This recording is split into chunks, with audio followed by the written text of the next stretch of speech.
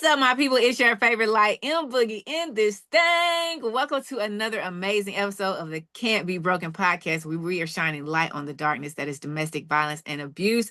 Listen, if you've never been here before, we got 3 simple goals: to educate, empower, and encourage. We are here to educate anyone who has never been in an abusive relationship and doesn't understand what it is, how you get there, how you stay. We're going to find out.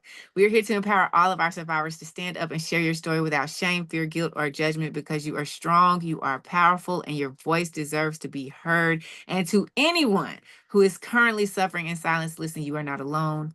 You are not crazy. Abuse is not normal. Your feelings are valid. And despite how it may look and feel in this very moment, there is always a way out. And we just encourage you to safely seek support. Now, y'all know what it is. We about to hop up on in this thing because we got to rise above our insecurities, release the burdens of shame and guilt, and revive our God-given power, purpose, and passion. The Confidence Way, because we about to light it up. And we have on the show today an amazing, powerful, strong, just fierce, y'all, baby, I don't even know. All I know is what I got to say is this. Please keep your hands, arms, and legs inside the vehicle at all times. Get your helmet, get your shoulder pads, your knee pads, your ankle pads, your finger guards. I don't know. All I know is this is about to be a ride, and it just might be a little bumpy. But Miss Latasha is in the building. Pew, pew, pew, pew. Ciao. Y'all see, I gotta keep adjusting my glasses because the way this sound like is about to be set up, she's just gonna have to take the wheel. Sis.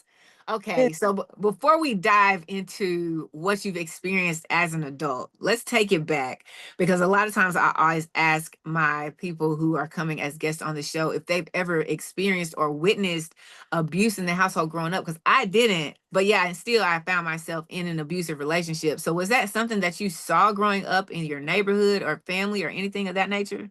I saw it growing up in my household. I even see my grandmother, beating on my grandpa. It was just a lot of crazy stuff going on.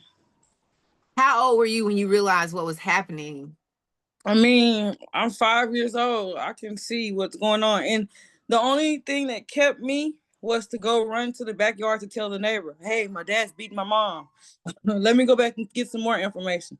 And I would just feed it to her because it was too much for me to even process as a kid. Like, you're beating her up, you're cheating on her, and you're beating her up. I don't get it. So What did your neighbor do? she just listened. She popcorn, like, baby, come back with some more information. I'm like, You're hold on. kidding me. No, I'm serious. She didn't call the police. No, she didn't call the police at all. And I didn't know till right now that she could have called the police. I didn't think about that.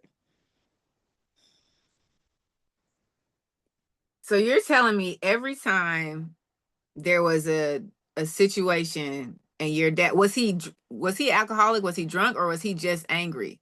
He was a crackhead, and he smoked, or he drank a little alcohol too. Was your mom on drugs? No, she just drank alcohol. Now, he said she wanted to try crack, but we haven't confirmed that.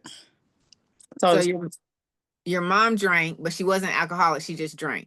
No, alcoholics go to meetings. So she didn't go to meetings. She just drank, and she drank every day, often, So she drank every single day. Yes. And your dad drank every day, and he was a crackhead. He's Yeah. on crack. Mm-hmm.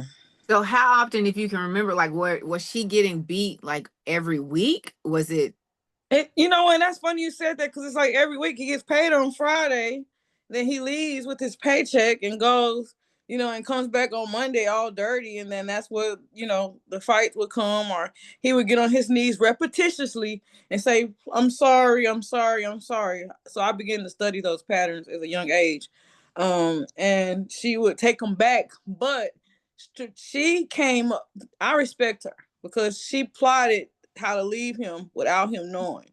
And that's what she taught me growing up, is how to get out of a situation. Oh my gosh. So he would disappear on the weekends. He would come back home. She would be mad because you left and you didn't say where you were, what you were doing. Now you coming back home. You didn't spend the money. And then because he would plead, but then am I getting the story right in the sense of I'm going to say I'm sorry until I'm tired of saying I'm sorry, and then I'm going to get upset because you're upset at me. And then he would start beating on her. Yeah. Yeah. And so you would run to tell your neighbor, who Mm-hmm. was an adult, Yeah. what was happening. And instead of actually helping you or even reporting it, she just let you come back every week or however often. Yeah. And you thought you were doing something because you were going to another adult. Right. So I was doing something. She just wasn't doing her part. If we think about, if I, Miss Rhonda, I wish you would have helped.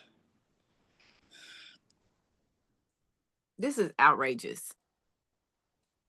Now, okay, so do you suspect that she was just like always trying to be nosy, or was she on drugs? Was she like, do you feel like she was sane? And it's just, I feel like she was entertained by it.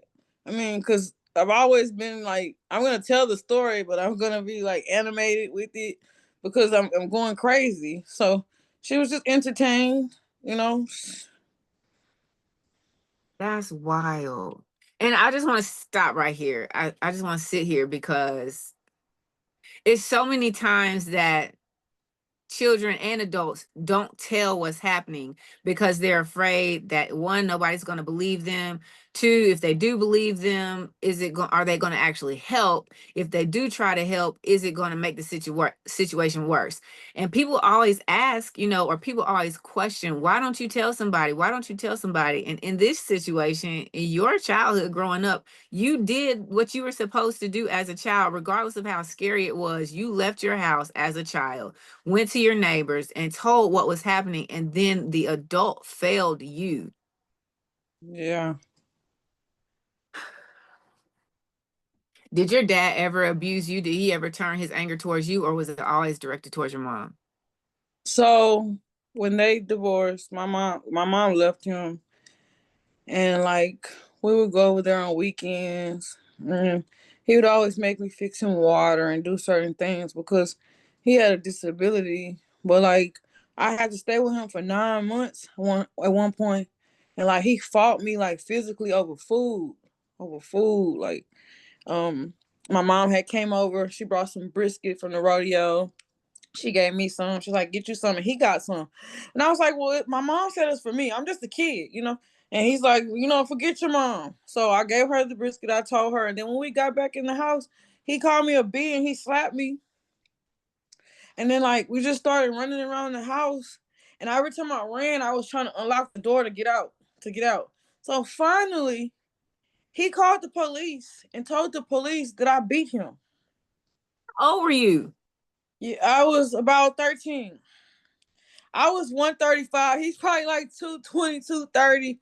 You know what I'm saying? He said he called them. He cried. He said she's always beating on me. I called my mom and said, listen, you could either you come get me or I'm going to a foster care, a CPS, because I'm not staying here anymore. That is a fight over some food. You got to understand, like, no. So my mom agreed to pick me up, but he played victim. Like he he knows the confidence game. That's a whole nother thing. Hold on now. So how did you end up staying with him for a 9-month period? Well, because I was at my mom, she was never really at home. She always worked. She was hanging out with her homegirls. And I was in the streets. I've been in the streets. I'm out there 12, 13, 14. And I mean, I guess it was just, I don't know if I could say the word, I got raped. And she was like, you shouldn't have never been over there. So I just started like wilding out, and she was like, "You know what? You're gonna go stay with your dad." And I went over there and stayed.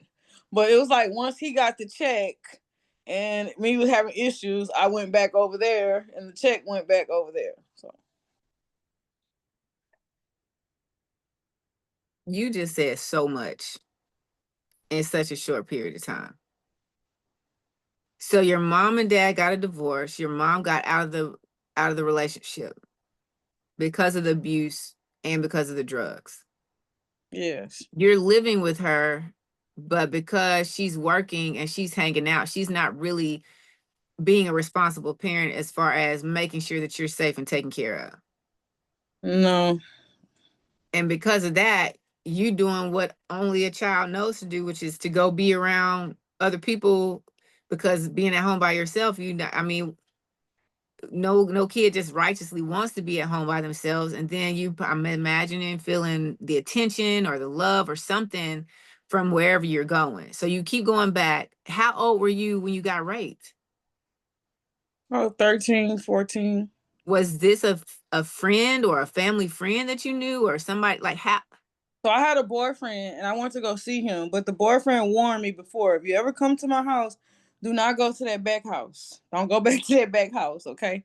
So one day I went to meet him and his brother was there and his brother was like, "Hey, what's up?" And I'm like, "No," and he was trying to take me to the back house, but I remember, don't go to the back house, and he took me to the back house.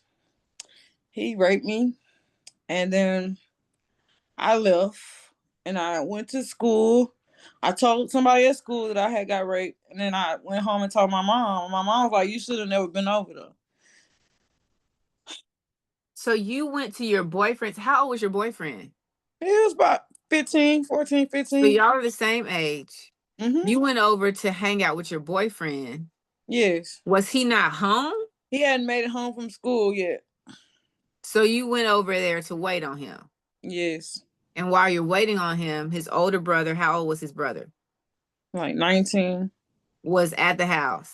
Mm-hmm. He pulled up. He pulled up to the house. Yeah. And like instead of entering it in the house, like he went, I came out or whatever, and he just was. I don't even remember what he said, but I know he picked me up and took me to that back house. Did And you ever tell your boyfriend? yeah, but he like, I told you, like that's kind of stuff, you know. So he wasn't even really upset at his brother? No, that's how the streets go. The streets don't love a soul. Latasha. Yeah. And your mom showed no empathy when you told. Wait, before we even get to your mom, you went to school the next day? Yes. Who did you tell at school? I told one of the administrators. I don't recall his name. It's not that important to me, but he didn't say anything. He didn't say he didn't say anything. No, I just like I got raped, and then I think they were transferring me out of that school. So he just kind of, ignored it because they were transferring me anyway to go to my dad. So that's not our problem. People don't get it. People don't understand how much it takes to be open about something so traumatic that you've experienced, because it's, in a sense, it's embarrassing to be abused, because it's like, how did I get here? What happened? Why? How did I get here? Why did this happen to me? But when I get above the shame from it and I tell somebody and they fail me, like, what? People think that everybody's gonna always be there for you, and they're not, because for it does. The school administrator. And then you go home and you tell your mom, and the only thing she has to say is you shouldn't have been there in the first. Didn't ask if you were okay. Didn't say let's go to the hospital and get things. Didn't even report it herself, because you know who did it. Yes.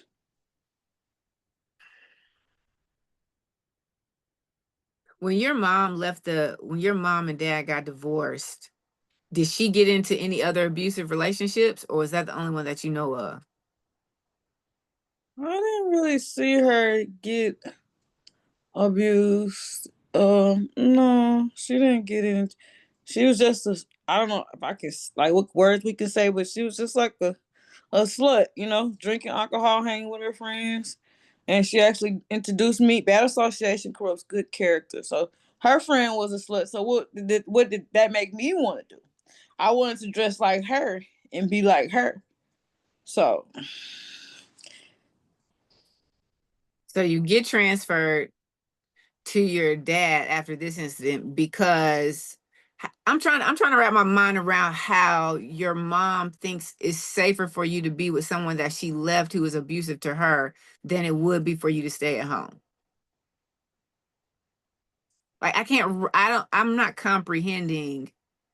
Is it is she in the mindset of, well, I'm not even here to watch over her, at least he'll be there to watch. Oh, like I don't understand. I wouldn't want to voluntarily send my child to someone who I know has abused me, who I know my child has seen abuse me.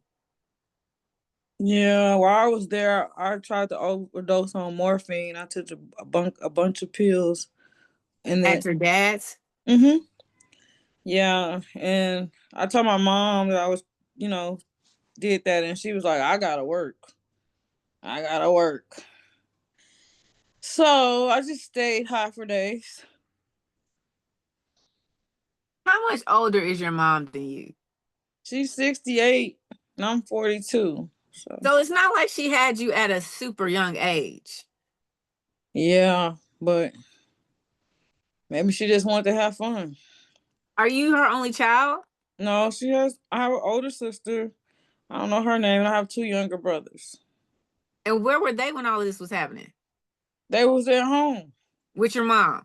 with my mom. Now my sister might have ventured out with her boyfriend, like getting in and out, but they were with moms. They was with moms. And you're the only one who went to live with your dad? Yeah, for 9 months. Are all four of y'all, do all four of y'all have the same father? Three of us have the same father. My sister, she doesn't have the same father as us. And your mom sent you, out of you and two boys, to go live with another man who's abusing her, who was abusing her. Yeah, I didn't know that was wrong. That's outrageous. Did she feel like, do you think she felt like you were like a troublemaker compared to your brothers? Were your brothers ever in trouble or anything? I'm the truth. I was the best child that she had. Even though I may have given her some trouble, it's because she didn't make sense. I'm like, you're supposed to take care of us and do it, but you're over here telling us that this man is your brother, but I'm watching you kiss him out the window. Like, it's confusing me. You're drinking, it's parties. It's like, we need order in here. And they didn't like that. They didn't like that. I'm the one who's gonna try to put it in line, even though I was stuck in the streets. Like, I still had a heart. Like, I didn't want to be in the streets. I was looking for love. Like, I didn't get it from my mom. I didn't get it from my father. My sister hated me for no reason. And like my brothers, I would fight for them. I would fight anybody for them. Nobody was messing with them because we had the same father. And I was trying to make them tough. But even right now to this day, I'm more harder than my brothers. And it's crazy. So How much older are you than your brothers? I'm 42. I think they might be 36, 34s. It's not that much older. But I think she has a thing with boys, like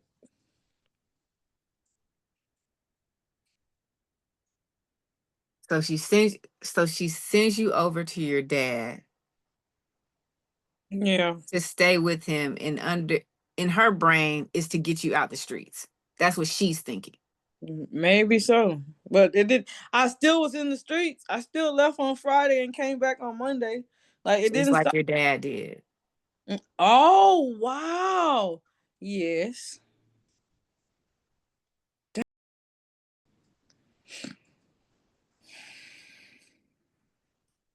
People don't understand that the impact that trauma has on everyone in the vicinity of the person who's experiencing or causing the trauma.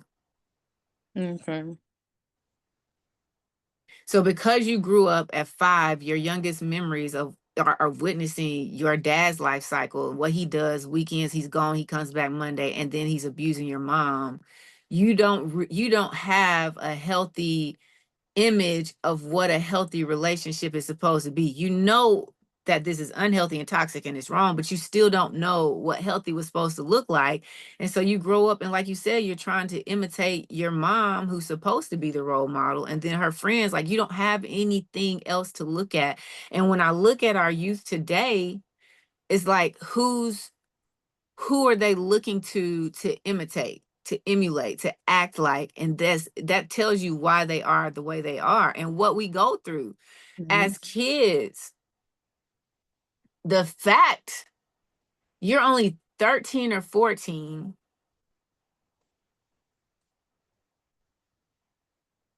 and you've already experienced that much trauma. Yeah. Then your dad fights you. Did the Yeah. police show up that day when he called? Yeah, it was so funny because they came, he's sitting on the couch crying. Oh, she always beat me. I was like, say, y'all could take me away from here. I called my mom, like I told you, and she decided to come pick me up for spring break. Like, but at the time I didn't know, but I'm like, police, you're trained to know who's telling the truth and who's not. But my dad was a master manipulator. He is 200 and something pounds. Like, I'm a little bitty 130 something pound girl. How could I possibly beat him up? Do you remember the conversation that the police had with you? I don't recall the out because to be honest with you, it wasn't too much they can tell me. I'm telling you, hey, you're gonna take me away and I'm gonna get away from here because I already hear the lies that he's telling me. That's the way my brain already processes things. All right, let's call the mom and see what the mom says. Mom, I'm going away. No, I'll come back and get you. Okay, well, we're gonna stay, officer, until she comes to get me. And that was the end of it. But before that incident, you had tried to overdose. Yes. And you called your mom and she didn't come get you when you told her you tried to overdose. Right. Correct. Did your dad know you tried? Just morphine pills was gone. I was in the bed high for days. So I, I don't know. So fast forward to your mom coming back to get you over spring break. Right. How is that transition moving back into the house with your siblings? And was your older sister still, like, was she still in and out? Because it's only really been 9 months. Yeah, she was still in and out. She was working at Rainbow. I come back in. It's like rodeo season. Mom's working 2 jobs, 3 jobs rodeo season. I got all the gangsters from the hood coming to my house. They got I'm with 14. They got guns and it's just a big old gangster party. And to be honest with you, I was not even aware of like what I was doing. Like all my friends, I'm hooking my friends up with boys and we're just chilling. And I had kids I was babysitting. Your brothers or other people's kids? This the lady, my mom's friend, her kids. Was she paying you to babysit or you was just... She paid me good to babysit, for her to go out and do whatever she did.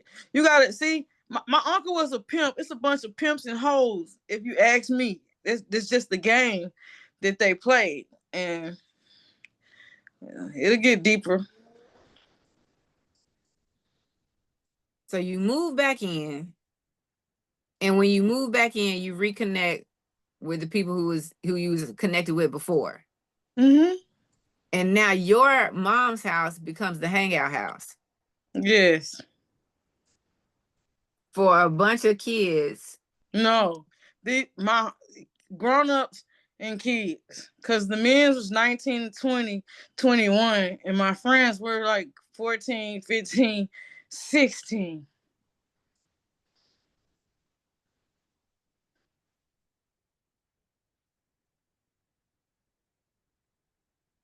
I'm so disturbed. I'm sorry. No, don't be sorry. Don't be sorry. I'm disturbed not because of you. I'm disturbed because, like, these men, Yeah. they know how old y'all are. Yeah. Y'all weren't lying about your age. No. No. Because remember, it all started from the boyfriend. I was 14. The boyfriend Peter.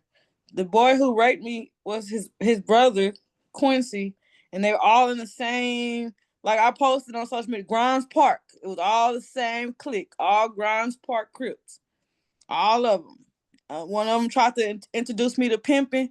I was like, I don't need a pimp. I'll pimp myself. So it was just, yeah, a lot. At And 14? yeah, and my uncle is the one who stood on the phone with me for hours telling me the game. Like this, he's a pimp. He was a pimp. So he was just putting stuff into my mind to have me desensitized of me not having morals and just sleeping with guys.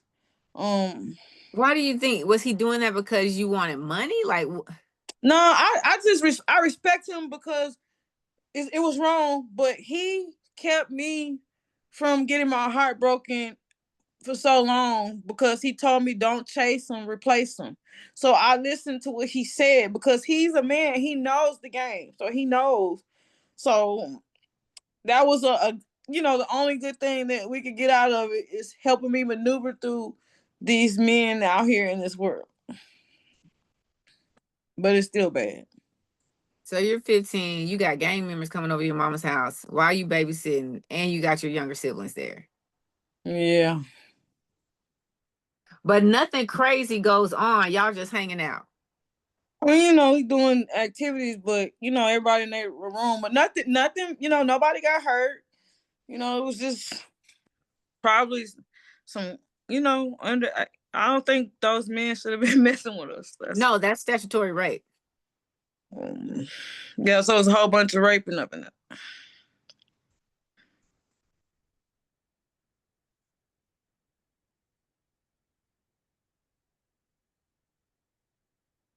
That's crazy. It's just the beginning. Oh my gosh. That's crazy. And to me, it was just the norm. Did you finish high school? Actually, I got my diploma at home. I met a man that was in prison, and How did you meet a man in prison? I just did some pen pal stuff. And How did you get on pen paling inmates? well, okay, so me and a associate of mine were talking about the last words that a person would say on death row. So I wanted to go look to see what the last words would be. Well, I stumbled across a profile of a young man, and I just wrote him. And when I wrote him, he wrote me back like he knew all this stuff that and he was like, "No, you need to go to school, you need to go to church, you need to get yourself together."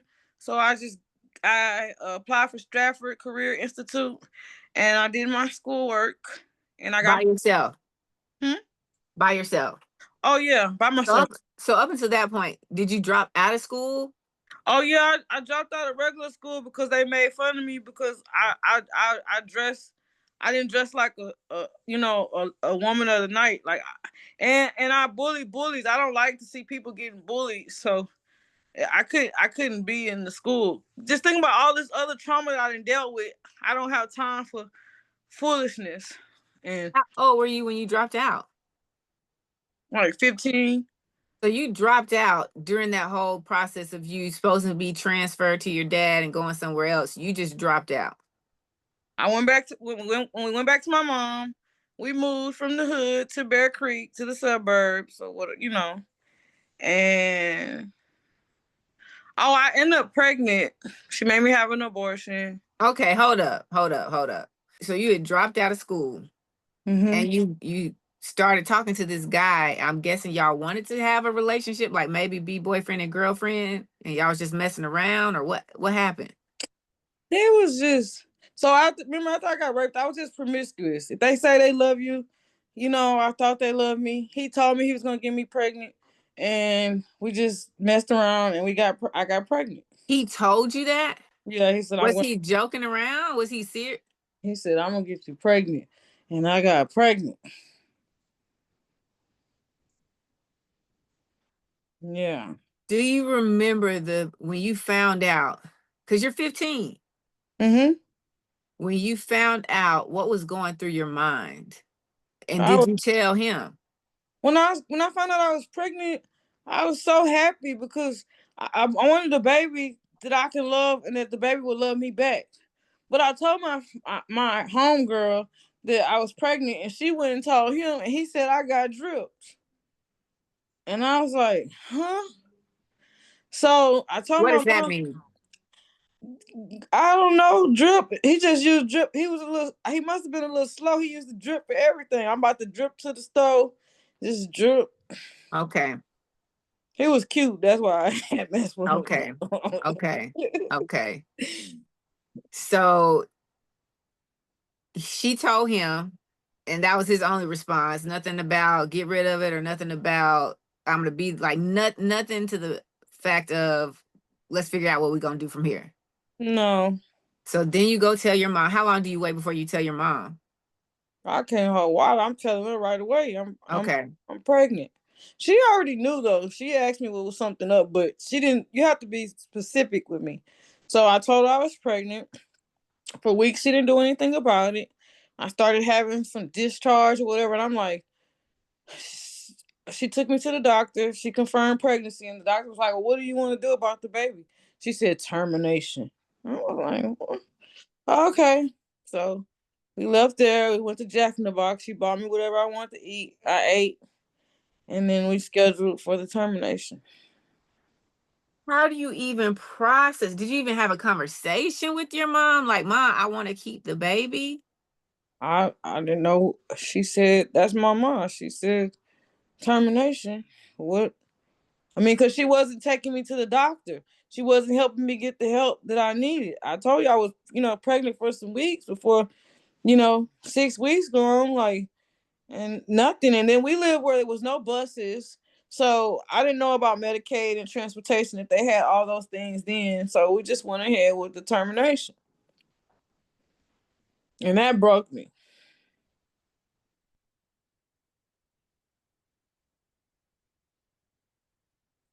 16 years old. And you had to get an abortion Mm-hmm. against your will. Yep.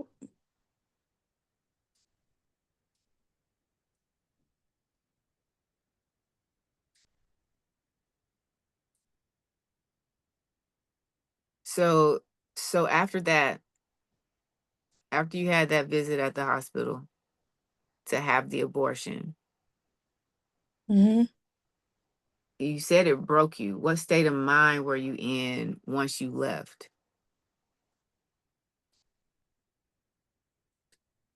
Mm-hmm. I was just like, oh well, life goes on. You just gotta keep going.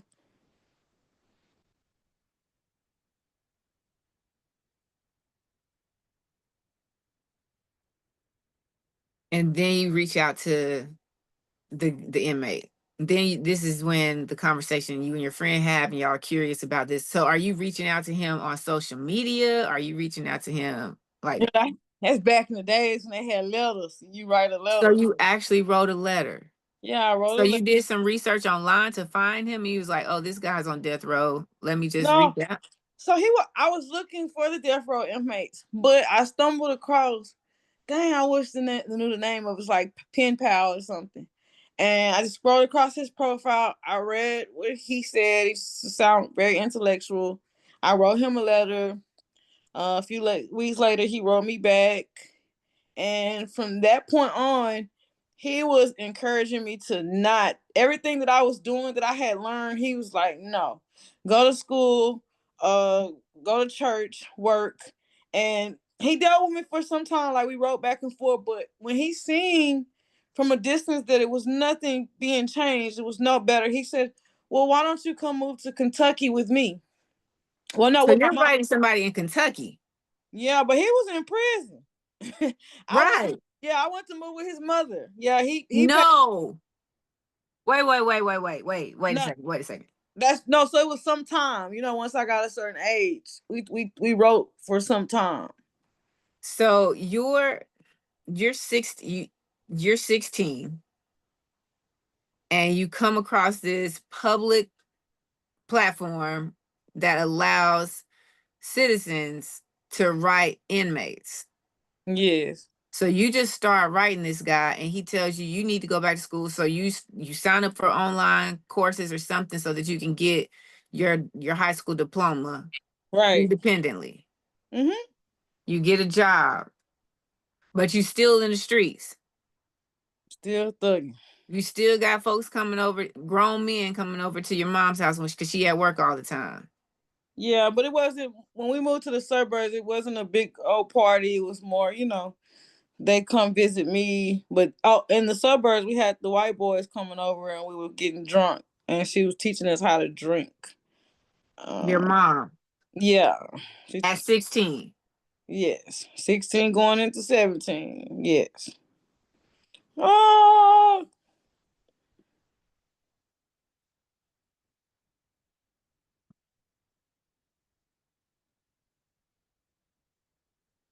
This makes me very curious about the kind of abuse your mom experienced as a child.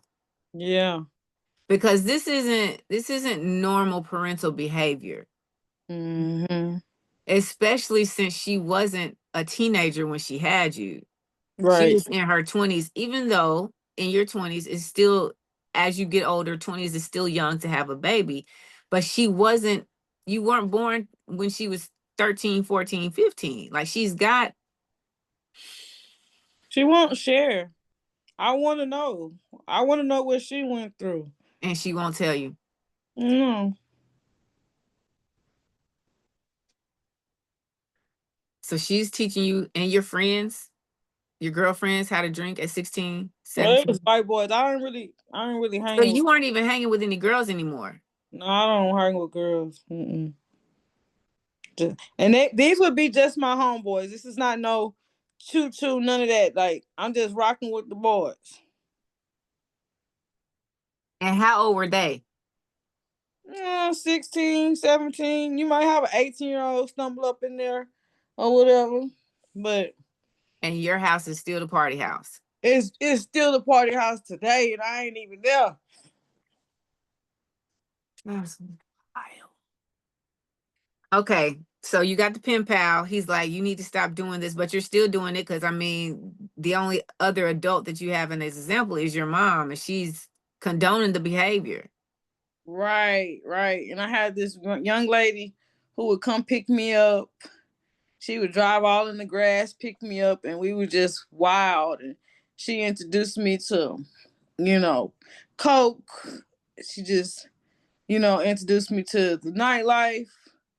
Um, and we were just now that was the only girl that I hung with because I go get money with her, or I'll drop her off with her boyfriend, and I'll keep her car. But yeah, At 16, no, this is going into 17. Like, at 17, but still at 16, I was driving around with the cars. I was at night.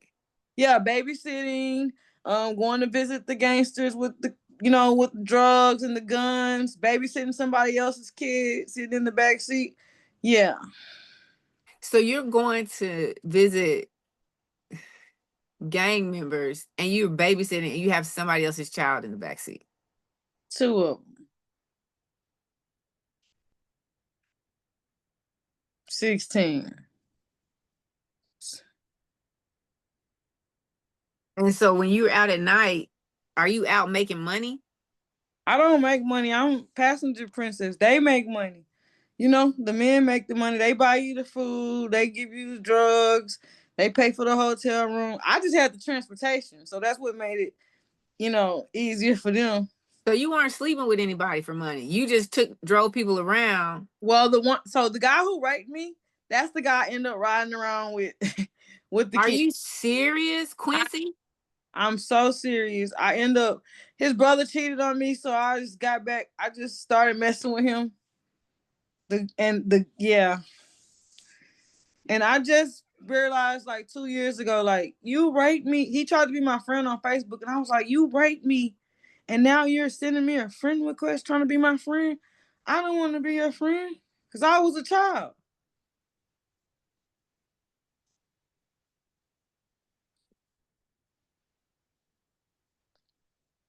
But just imagine somebody telling you, whatever you do, make sure you have fun. So the young lady told me that. So that's why whatever I was doing, I made sure that I had fun.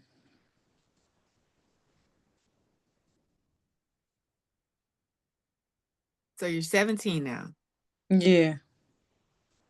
and you're now hanging out with the dude who raped you when you was 15, Mm-hmm. as if nothing happened. Nothing happened.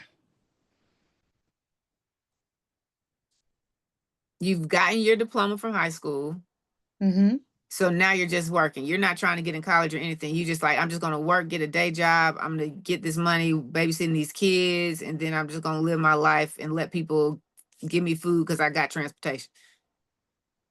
I didn't have any goals. Nobody sat and talked to me about that. No, you know. Did you ever feel like your life was in danger? I mean, you're around gang members and drugs all the time. You said, no, no. I've been around danger since I was a kid. And nothing ever felt dangerous. You really became desensitized to the consequences that could arise from you being in those environments. Yes, ma'am. That's correct. Did anybody that you know in those environments get killed?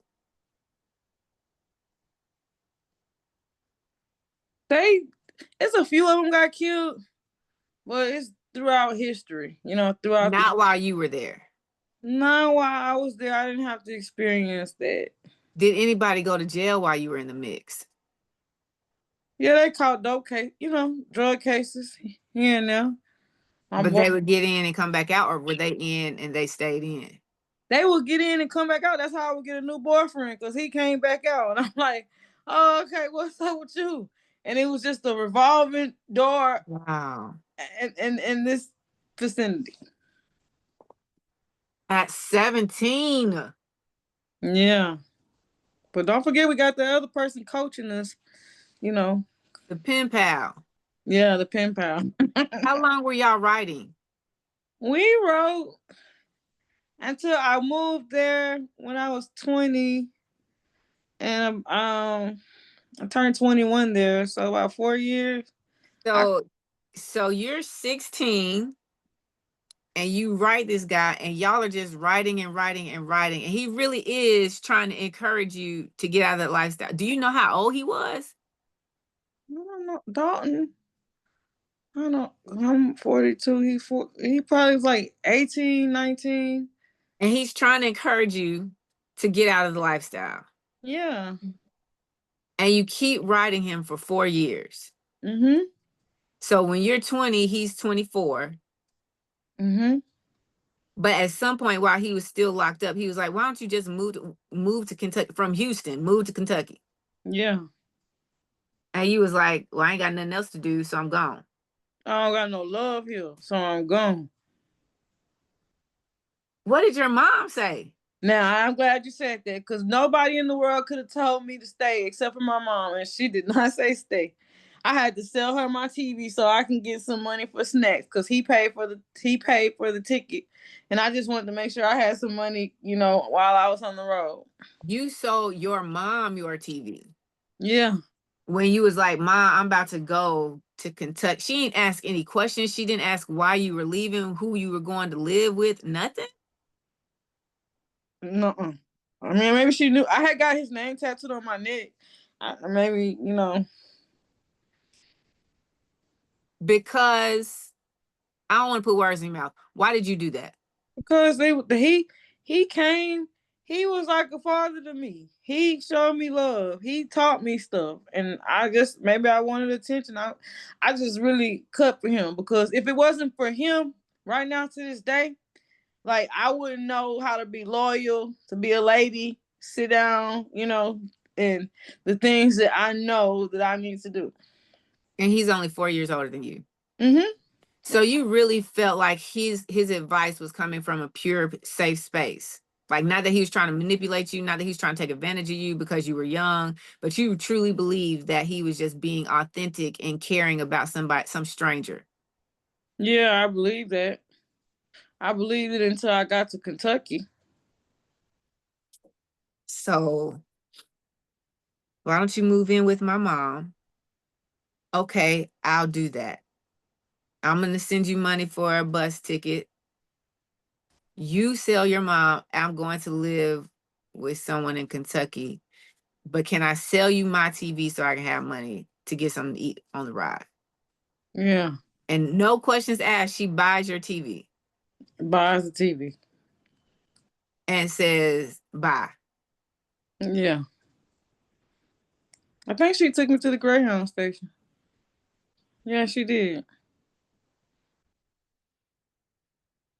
Your mom. Mm-hmm.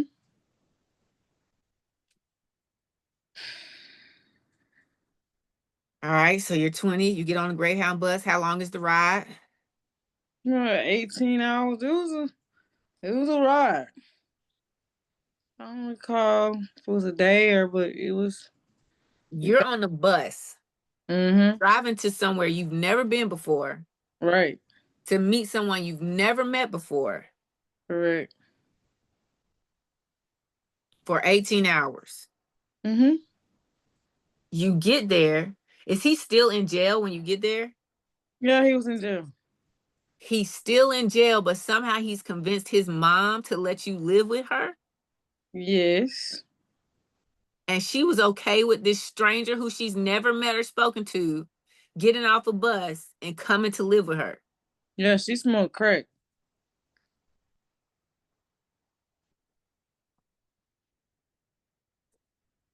But she had her own place.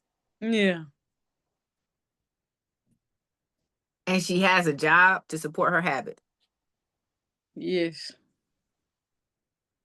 So she comes and gets you from the bus station. No, his granny picked me up from the bus station. She didn't. She was at work.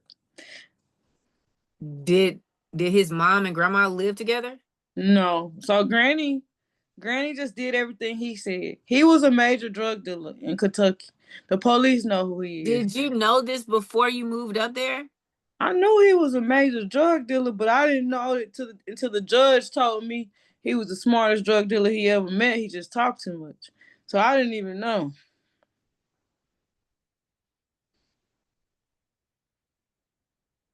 You're taking advice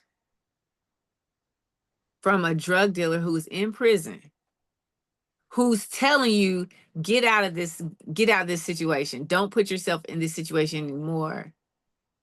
To move you up to Kentucky with his mom, who he knows is on crack,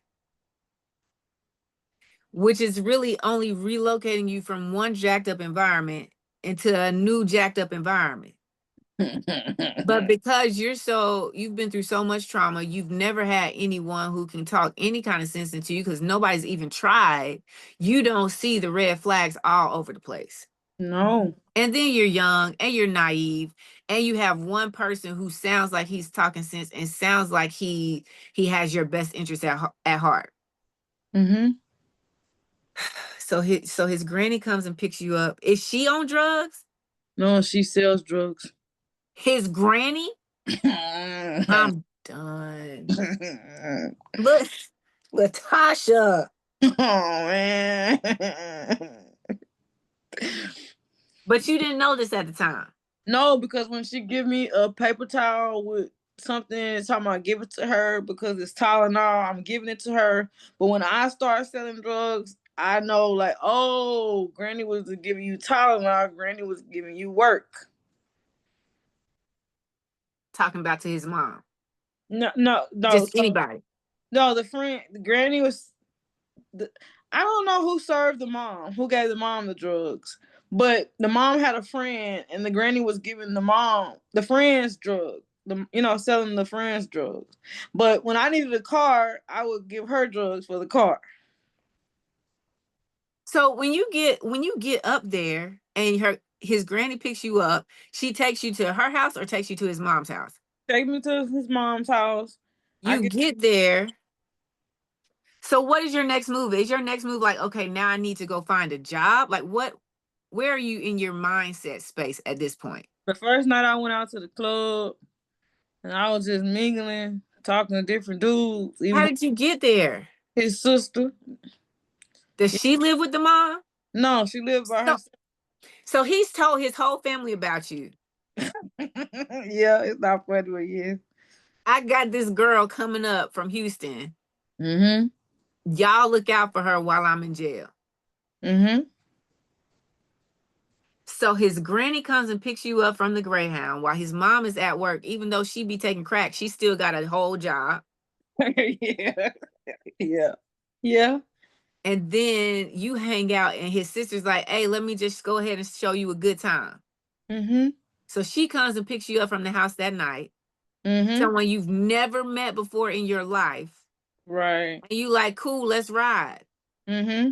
So y'all go to a club Right. and y'all just kicking it. Yep. She bought me drinks. I got 2 drinks in each hand. They like to stunt. So I'm not realizing I'm drinking 2. Double. So you get drunk, Mm-hmm. but you make it back to your mom, to his mom's house safely. No, I went somewhere else. Where did you go, Latasha? To some man house. Who took you there? I think he took me there from the club. The sister, kind of hooked us up.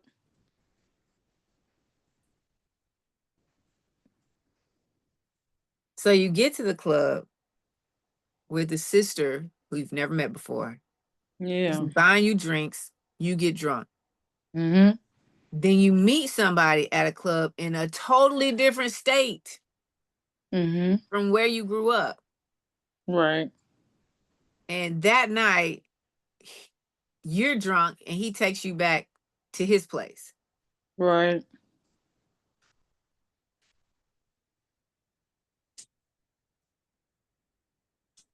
And it was all a setup. He rapes you.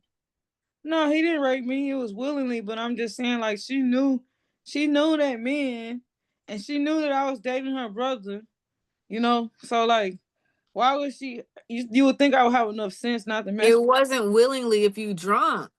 Oh, oh, oh. You're not in your right mind to consent. And I told you it wasn't like 1 drink at a time. It was like 2, 4, 6. That's how I drunk. 2, 4, 6. Not 1, 2, 3. I'm gonna go find her on Facebook.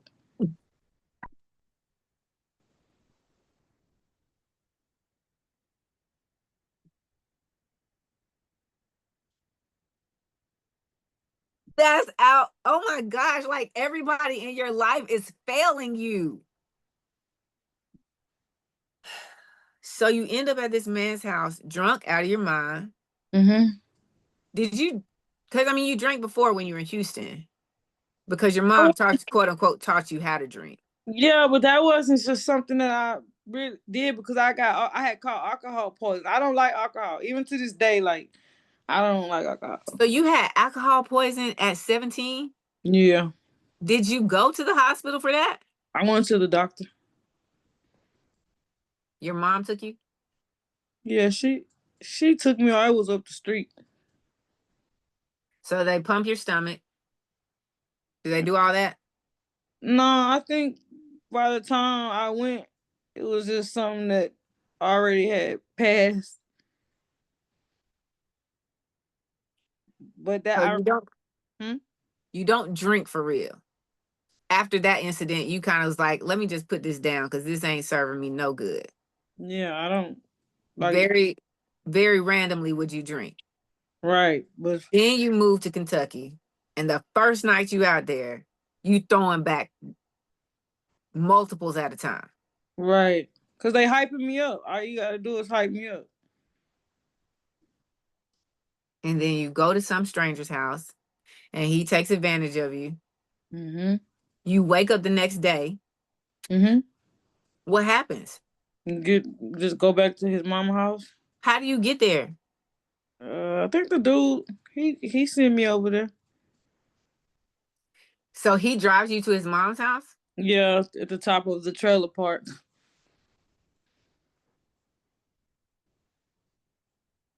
And I just walked down to the trailer.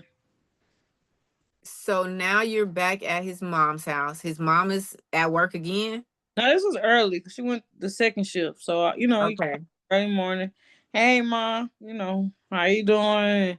It's crazy because they didn't even tell me what I was doing was wrong. It was just like, okay, you was out with Sheikah. You had a good time. All right. Okay, I'm finna go to work. All right, bye. And you're still writing her son. Mm-hmm. But you don't tell him about this. No, but they told him. His mom and his sister. No, the lady up this I hate to use these terms, but the crackhead up the hill, It she is what told it him. is. She told him when she couldn't get no credit, she went and exposed everything that I did in the city.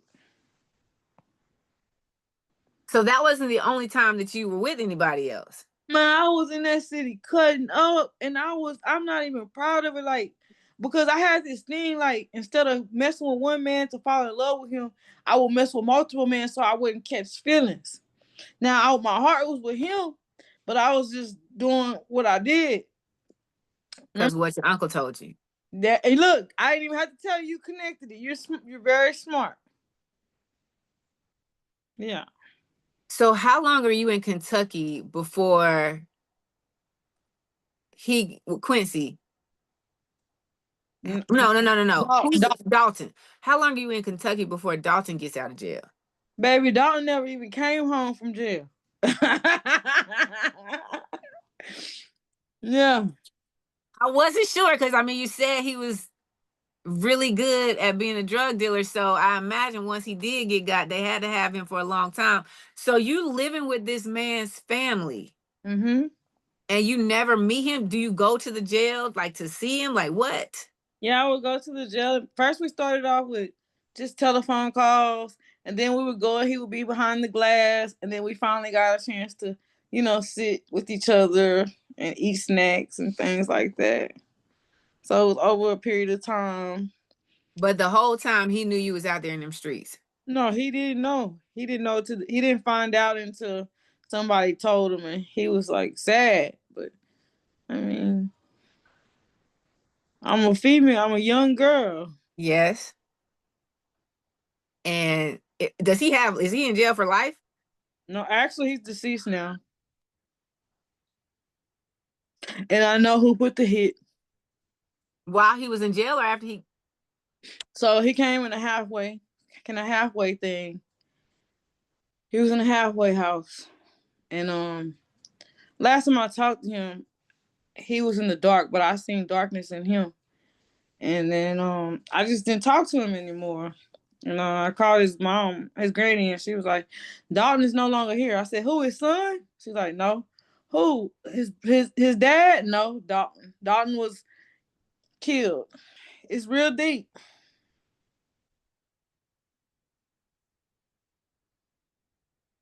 That's why I was telling you I had to take my panic attack medicine because it's like, like the person who got him killed, they knew that he was a threat. He's a threat because he's the one who teaches me, how to do certain things. So yeah.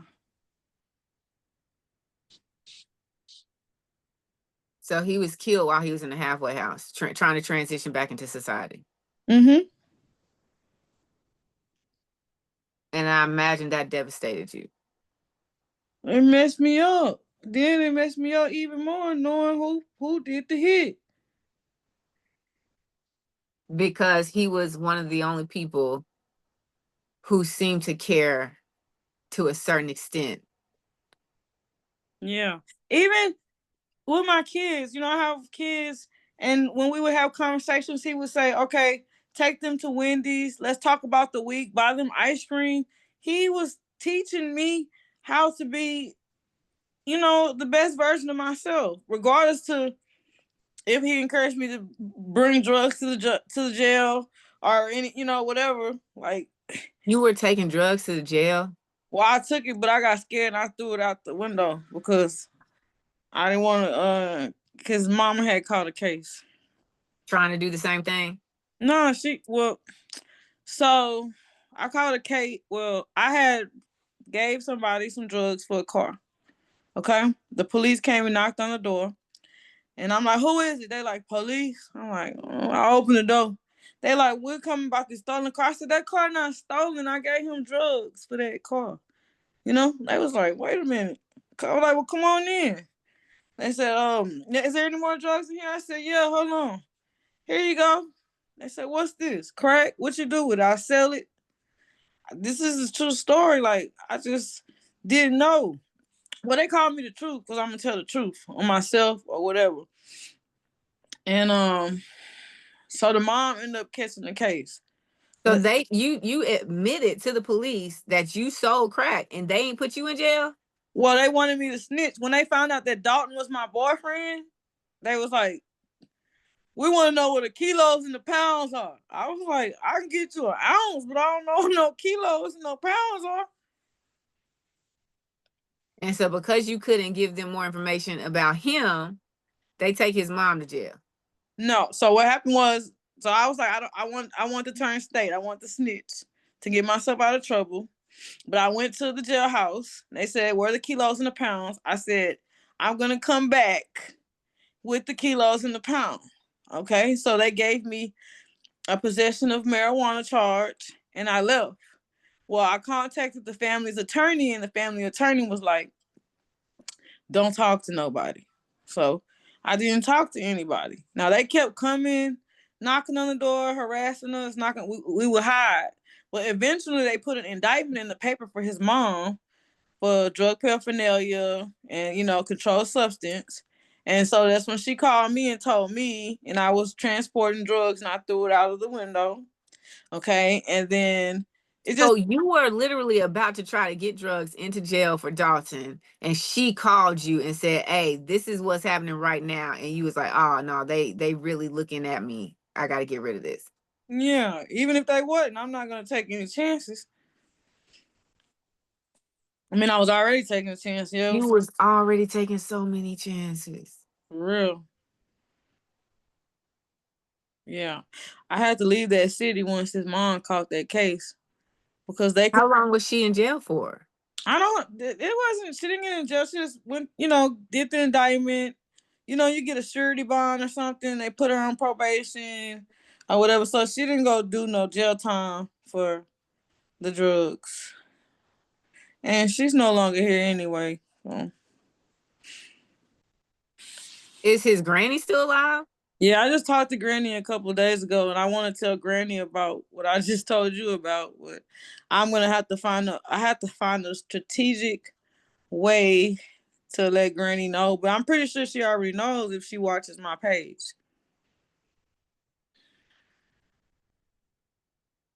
So once all that goes down, how long are you in Kentucky before all this goes down? I mean, A I stayed, year? huh? You there a year? Because you said you was I, 20. You turned 21. I was only in Kentucky for 9 months. I turned 21. And All this happens in 9 months? yeah, oh yeah, that's why my friends like me. I have a story every day. Yes, yes, 9 months. So all this happens in 9 months. When that happens with his mom, you like, oh, I gotta go. Yeah. So you leave Kentucky. Yes. And where do you go? Because you're 21 now. Where do you go? Back home to Houston. To live with your mom? Mm-hmm. And she just like, yeah, come on. Well, I called her and told her what was happening. And I was like, I want to go home. She said, if I buy you this ticket, you better come home. If you don't come home, you can't come home. So I left and I came home.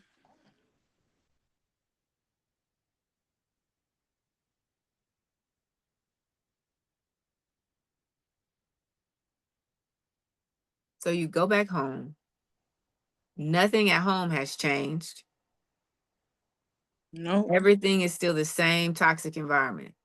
Correct. So you get back in the streets at home.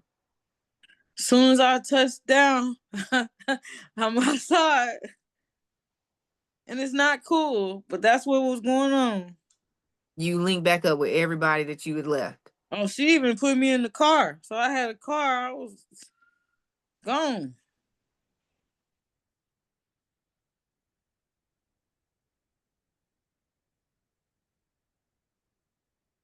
What are your brothers doing during this time?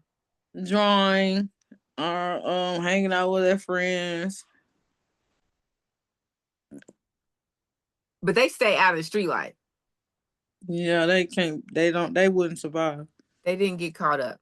They No. graduate from high school. They go to college. No, they didn't go to college. One of my brothers, he's an artist. He draws.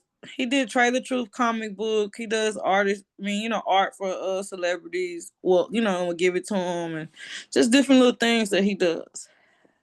My Okay. other brother, he had a little bit of trouble, with robbery, but he got back on the right track and he works, takes care of his family. So you're back home immediately. You back in the streets, like you ain't never left. Back because Mike Jones had just came out back then. They didn't want me. Now I'm hot. They all on me. Okay. I'm Mike like, damn, Jones, who? my city was blowing up. Oh my gosh, because it's Houston. East Town, baby.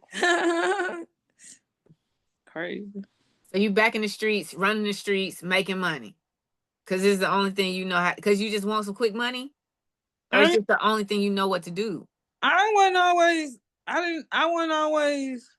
Let me see. I made money, but I didn't really have to go. I had money. My mama had money at the house. I give my mama money. Just ride around with my friends, smoke, have little parties, whatever you want to call them, in the back room while my mom's in her room sleep. We got a party going on in the back room. This is wild, Latasha. This just a little bit, but we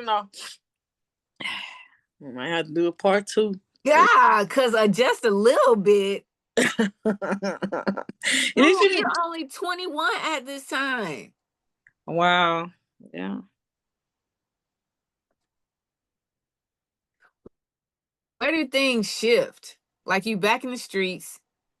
Does Quincy come back? Like, do all the old people come back, or is it a new crowd that you with? Quincy goes away. We come back. I'm in the streets. I was messing with them. But what happens is, I was 22, 23. Oh, no. I left my mom's house at like 22. I'm living with this girl. Then I moved to this other girl's house. And then I meet my ex-husband. How do you meet these girls? Well, one of them I grew up with. And so she had Merrick. I grew up with Merrick. Merrick had Trinice, was her friend. And so I started hanging out with Trinice. Trinice had her own apartment. And I went to stay with Trinice. Okay. And And then while you're staying with your niece, mm-hmm. you meet your ex-husband Yeah. in the streets I met him at the mall. I at met the him. mall. Mm-hmm. I met him. Okay. So how does he become your husband? What is it that he has that makes you like really desire a relationship? Or did you even desire a relationship, or was you just, so what happened? My daddy was like, "You gonna go to hell for having sex out of wedlock." Oh, so your daddy just pop up in the picture Yeah. Like after what? he done beat his wife, after he done beat you, after he done lied on you, while he's still out here doing drugs, he gonna try to condemn you? Yeah, yeah, he did. And I married him because of that. Are you serious? Yeah, He made you feel so guilty that, how long did you know this dude? I know him for like not a couple of months. Man, And he just proposed, or like his, he got on one knee, and said, "Will you marry me?" And I'm like, "All right, I'll marry you." And we went to the courthouse. We got married. what was wrong with him? He was on cocaine. He drank alcohol. Um, he just had a bunch of issues that I didn't even know about. He started beating me, punching me. Like, he blacked my eye before we got married, but I still stayed with him. The police was like, "You need to stay away from him. He's gonna kill you." I was like, "You can't tell me what my God can do. He's not gonna kill me. He's not gonna kill me." And he did. Mm-hmm. And he was a A dirty, evil snake. But you didn't see this the first couple of months y'all were talking. I didn't. I was just so blind. I call it traumatized. Like you just and him beating me and cheating on me and stuff. Like but I had married him, and it said for better, for worse, for richer, or poor, for sickness and health, to death do us apart. But in the end, I said, God don't want me being treated like that. That's when I woke up. Never wanted you treated like that. No. You was trying to hold on because of the condemnation that you felt from your dad, and you was like, well, now that I'm married, I need to stick this through and we can work this out, or I'm just stuck. You just needed to be in there because you felt like you could not get out of it because you're supposed to, because of the vows. Yeah, I got pregnant and I didn't want my daughter to go through what I went through. How long were y'all married before you got pregnant? Sure. It was 2009. When did I get when did I get married? April 24, 2007. So I got pregnant in 2009. So y'all were married for 2 years. But he was abusive to you within the first couple of months of meeting him. Yeah, we fought every day. For a second, we fought every day. Then it started to be every week, and then it might trickle down to once, a few times. What was he fighting you about before y'all got married? Like he'll come in and count some dollar bills, and I'll be like, at first I was passive. I wouldn't say nothing. Then I'm like, pay the bills. You count these dollar bills, like, cause I would just tell him stuff like he don't want to work, like you're not doing. Come on, dude. I'm taking care of the bills. You got to do something, and he didn't like that. He didn't like it. Then he was a liar. He was just a liar. He messed me up so bad where if you tell me the sky is blue, I don't believe it. And that was part of the reason why when I asked her to do the settings on the phone, it's because I just, it's just I was not like this before. I mean, I was sharp. I can do his resume. I can do this. I can do that. But yeah, after staying with somebody for so long, abusing you. Do you feel like your mental state is where it is now because of the physical trauma or because of the mental abuse? The mental. The physical. Oh, when I start hitting you with cars and abusing you back, then you don't want to play. But it was the mental that really, really, because he would lie. He would tell other women that his son got shot and we don't even know about this son. He said his dad had got in a shootout with the police. That's why he died. His dad died of colon cancer. I mean, he was just making up. So he said he had 6 kids when he maybe only had one other kid. And it was just like, it was just too much. So for 2 years, you're dealing with the mental abuse, physical abuse, the cheating, the infidelity, and then you get pregnant and you're like, I cannot bring my child into this. No, I said I didn't want a divorce because I wanted my child to have a family. So you stayed and had a baby because you wanted her to be in a household with a mom and a dad. Right. Even though you were her when you were younger and you were in a household with a mom and a dad and the dad was abusive. Right. Yeah. You weren't thinking about the abuse part. You were thinking about the 2-parent household part.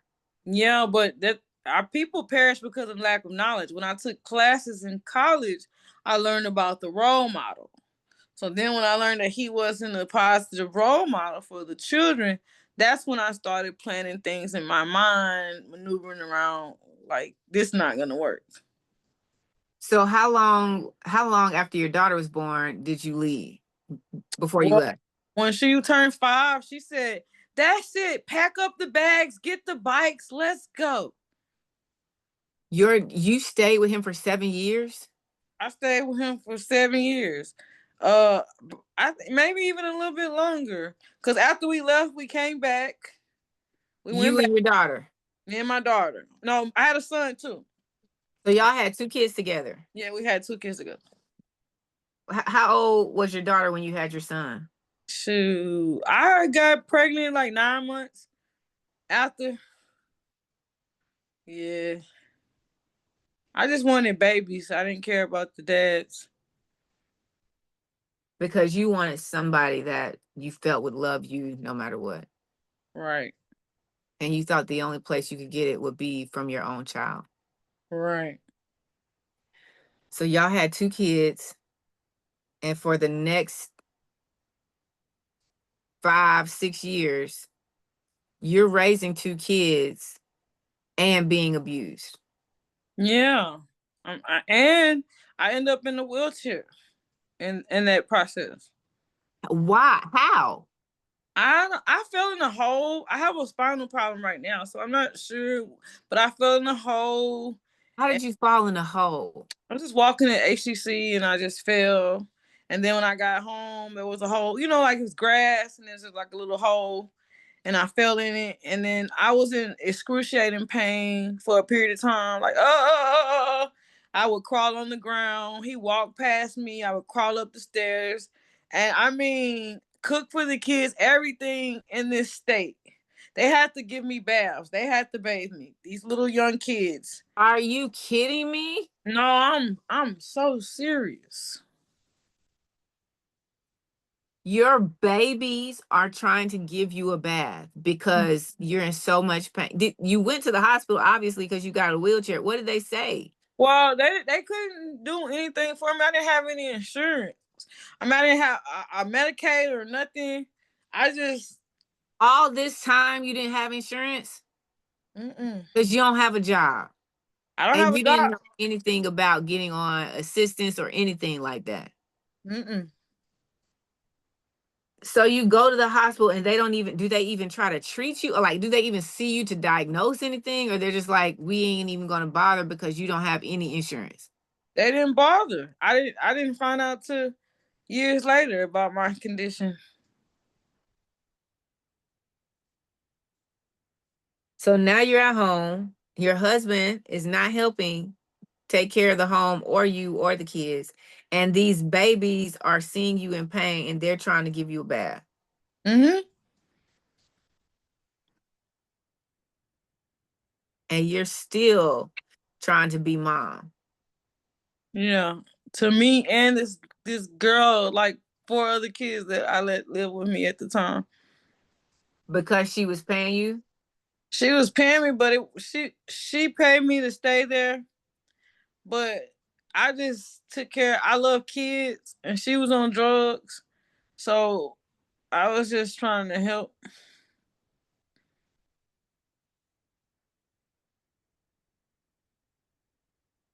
So fast forward, your daughter is 5. Mm-hmm. And she's like, she tells you, Mom, we can't do this anymore. Yeah. So y'all pack up, you, your daughter, and your son. Where do y'all go?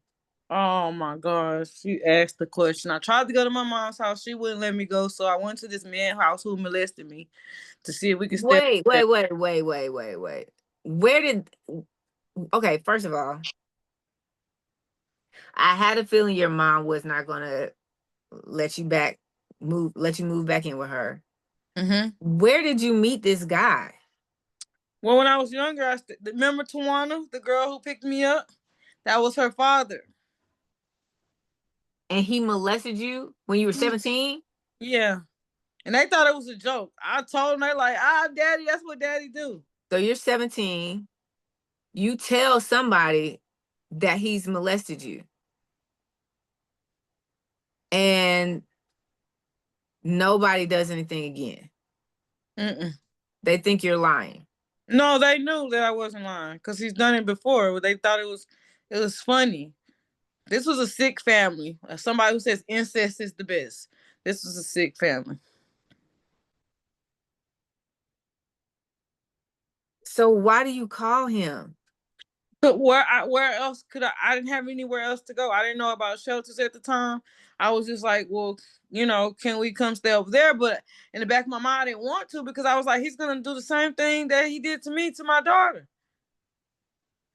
But his daughter, thank God, his daughter was there, because she was like, no, no, no, no, no, and that was good. Like, so we ended up having to go back home. They stayed with their father at the apartment in the townhome, and I went to go stay with somebody else for the night.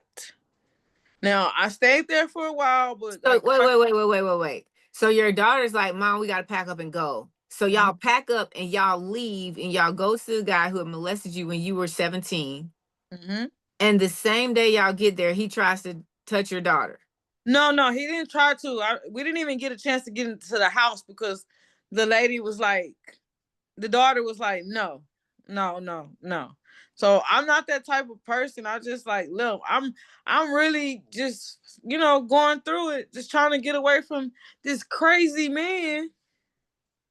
My mom won't let me stay. I don't even understand why she wouldn't let me stay, and my brother still stays there to this day. Like, I'm a female with two kids, two little children. It's okay. So the daughter's like, no, I'm not gonna do this because she knows what's gonna happen. No, I knew. Or My daughter didn't know. She didn't know that was she just didn't want y'all staying there. what at the dad's house. At the guy who molested you, his daughter just Oh, didn't want his y'all staying daughter. there. Yeah, I mean, she has a spirit of discernment. She was a sweet girl too. She know I'm bringing this young girl, and see, I'm a whistleblower, so he did it to me. It was one thing. We capitalized off of it, but if you do it to my daughter, it's gonna be a whole different a story. So she turns you away and you take your kids back home to their dad. Mm-hmm. And then you go somewhere else for the Right. night. Mm-hmm. You Yeah. wake up the next day.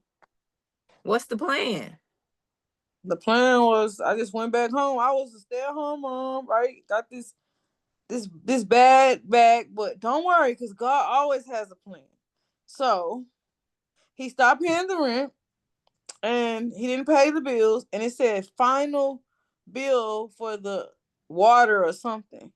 Next thing you know, I get a note and a letter in the mail from CUNY Homes Projects saying that I had an offer for an apartment. So I would call my mom like, hey, I got an apartment. And she's like, okay, cool. I'm like, but it's a deposit. She said, well, if he's going with you, he has to pay the deposit. But if he doesn't come, then she'll pay the deposit. Well, I just let him come, and he paid the deposit. Now his name, Why? I don't know. Maybe abandonment issues, trauma bonds, whatever. So he's not paying the bills and you get an opportunity to move into an assisted living basically. Yeah. And you bring him with you. Now he's just living off of you. Well, he was paying me child support. So And living with you. yeah, that was my allowance, as he says. Yeah. So Y'all still married at the time. we were still married. But he's still doing his own thing like he ain't. Mm-hmm. Were y'all still active? Like were y'all still having sex and all of that? Not really. Not something that. So Mm-mm. he wasn't pressuring you. No, because he's probably Okay. getting it elsewhere. So. I mean, I just had to ask because there's people who get it elsewhere and then they still come home and they pressure their wives to have sex with them. Oh no, no. And then one thing about me, I was just into the kids. Like I'm weird. I got my kids about my kids. He go to work. He do his drugs. He do whatever he do. I'm over here taking care of the kids, eating up Oreo cookies, chilling. So y'all move into this apartment, these apartments. Mm-hmm. How long are y'all there before? I mean, he's still abusive. Mm-hmm. Nothing changes. Nope. How long are y'all there before you finally leave? Let me see. So hold on. Kendra's 8. How old is Olivia? I'm trying to think. It was just a couple years. Maybe 3 years. So Olivia was 5, 6, 7, 8. So around 8 years old, what was the events? Oh, I started writing Dalton. because you know I have this hair product that's gonna change the world. Okay. I started writing Dalton. He was working. Again, Yeah, yeah. because y'all had stopped talking for a while, right? But I wrote him, and he was they kind of told me the things that I need to do to get the business started. He was where I was working with a billionaire, and he was just telling me the stuff. Well, the guy was in jail for being greedy, but Dalton was like, okay, come here and we're going to talk about how we're going to get this product out. So I had just bought a car, but it was in my husband's name, and we were going to the penitentiary to see Dalton, which I couldn't see Dalton because remember I left Kentucky with a charge, right? So my friends meeting Dalton, and my husband discovers the letters of me and Dalton writing, and he calls me. He's like, "You either come home tonight or come home tomorrow at 1." I was like, "I'll be there tomorrow at 1." Okay. Went down there. She had the meeting with Dalton. We came back. When I came back home, he had his stuff packed. He got in my car and he left. Even though he had a car, he got in my car and he left. That night when he left, I went in the apartment and I packed up every little thing from an earring and bagged it up. When he came back the next day, I opened up that car door and I put all those bags in that car. I just loaded it up. And then he was like, "Tasha." I walked away. Like, there was no more conversation. So he rode around in the car like a clown with all his friends. We had changed the locks, because he lost his key. So that's kind of how we got his. He thought that I was going to take him back. We did this before, you leave, you come back. No, no, no. I was done. I was already done, but I still gave you another chance. I give people too many chances, I feel. So he's riding around. We're walking. And, one day he came over to the house and he had a gun. And he said, "Can you hold this gun for me?" I was like, "All right." So I put something over. No. Yeah, yeah. But I put something over the gun and I put it up. But the Holy Spirit said he's going to pull that gun on you. While he took my kids to McDonald's. So when he comes back from McDonald's, he gets his gun. And I'm like, "Could you help me get the kids some shoes?" He was like, "You get child support." I was like, "So what does that mean? Can you help me get them some shoes?" And he says, Hold on, wait. Because y'all are still married. "Yeah, we're still legally married." And even while y'all are living together and married, he gives you an allowance and calls it child support. Well, it was Because really, huh? instead of just taking care of the kids and just buying them what they need himself, he gives you the money and says, "This is for No, child support." the state garnishes his paycheck. How, when y'all are still legally married? Because when he kept trying to get me to do child support, and I was like, "No, no, no, no, no." He Fine. wanted you to put him on child support He put himself on child support. while y'all were married? Yes, because he told me the narrative was, "I'm gonna leave her." Psycho, it's crazy. "I'm gonna leave her." Okay, so he put himself on child support. I was getting child support. What do I need him for? He's not doing anything with the kids. He's just paying child support. He didn't even want to help pay the bills because he's like, "You get child support." Okay. So he comes back from McDonald's with the Mm-hmm. kids. With the kids, I give him the gun. I ask him about the shoes. He say something to me. I say something smart to him. He pulls the gun on me. He pulls it out on me. And I'm like, "Bro, if you're going to shoot me, you're going to shoot me. I'm not finna run." Then he jumps in the car and then he rides off. And that's the last time you saw him. At that for that day, because he still was coming. He can't he went away. Then all of a sudden he had cancer. For real, or is that just a story he was telling? That was the story that he was telling. He came to my house with no eyebrows, You but a stop. haircut.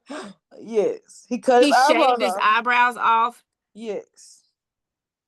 for the sake of holding up a story that he had cancer, Mm-hmm. knowing good and well he don't have insurance. And no, he don't have cancer. Well, if he don't got insurance though, we know he ain't getting chemo, and if he ain't getting chemo, his eyebrows ain't just gonna fall off. Oh, right. Okay, I got you. Yeah, yeah. He didn't have it. No. He ain't had no insurance, but he just all of a sudden just gone. That was him trying to get back in. That's what they do. Uh-huh. They will go to the extreme to make you feel sorry for them just so that you can let them back in. And when I let him back in, I'm telling ladies, don't let him back in. I let him back in. You believed him?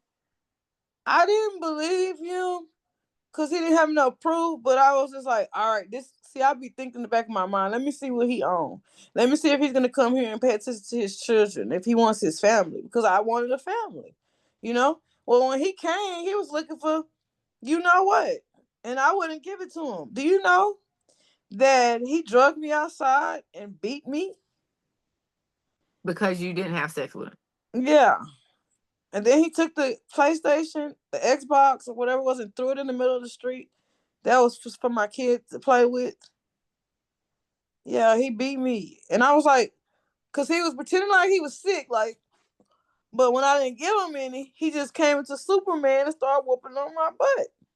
And wasn't nobody around? Like, what time of day was this? Man, this neighbor, I know her right now to the day I took a picture of her. She just sit and watch. It was like 5 o'clock in the morning. They watched. Then afterwards, baby, don't let no man put their hands on you. You seen it. You ain't called the police. You ain't do nothing.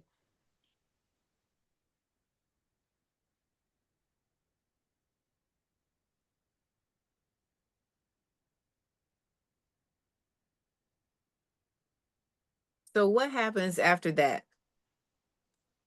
He drags you out in the street. He beats you. Does he leave? Yeah, he left. And so after that, he just left. So what? He left on Friday. I had a new boyfriend on Saturday, and he moved in on Sunday. Are you I'm serious? so serious. He had me call him Hakeem. That's not even his name. That's my baby daddy. Uh, yeah, I just moved him right on in. From like, where did you meet this dude? So the girl who I let stay with me, Tiffany, she called me and was like, "Come on, let's go meet this dude. He a hustler. Let's go over there." And we went over there, and she was trying to teach me how to like get money from a hustler, but that's not the type of person I am. I end up giving him money, giving him a place to stay, taking care of him, his brother and cousin, and all of them. You meet him, and the next day he's moving in with you. He came home that night. Then he moved in, and then I just felt so awkward. Like, I don't even know you. I don't want you around my kids, and I sent him back. And then I let him come back, and then I'll send him back again. And then finally, he just came and he stayed with me. But it was something odd because he was waiting on my income tax return. So I couldn't respect that. And I went back outside. And he's like, why? You know why you're cheating on me? Like, no, it was a good reason because he was a cheater. He's a player, you know? And when a man tells you, I'm a player, I'm a wolf, I'm this, you have to take heed to what they're saying because they are exposing themselves. And I was just blind, just blind. I mean, and he played a good role, like with teaching my children, discipline, folding the clothes and everything. But I just didn't know that it was something, within. So how long was he living with you? We okay. I got pregnant right away. 9 months, and then he left after the baby turned 4 months. So 9, 10, 11, 12, maybe like a year or some months. So you meet him one day, you move him in that night, Mm-hmm. and you're like, no, we don't need to do this. But you let him, like, he just in and out kind of. He's the quote unquote, like your mom did, the uncle, the friend. Yeah. Then a few weeks or so later, you just like, well, yeah, come on, you come on and move in. And he starts teaching your kids XYZ, and y'all get pregnant immediately. Mm-hmm. But while you're pregnant, how is he treating you while you're pregnant? He was on. He was Man. We used to fight. We used to fight. Me, him, and my kids. He kicked me in my back while I was pregnant. Are you kidding me? No, I'm not. And I told it to the judge. That's why I have the orders the way it is. He kicked me. And I forgot about that. I be forgetting about stuff. So he's physically abusing you while you're pregnant. Yeah. You have the, but you don't put him out. No, I didn't. Because he's a finesser. He knows, what to do, not what to say, or what to do to get you back in the trends and you're back at it again. So the whole time you're pregnant, you're being abused. Being whether it's physically, mentally, yes, yes. And you have the baby. Mm-hmm. Nothing changes after you have the baby. After I had the baby, he left. His friend got killed, and he left. He and that and he said I wasn't supportive of him. He was on bond. I bonded him out of jail. And I'm like, hey, your friend is dead, but you need to go make this money for this bond.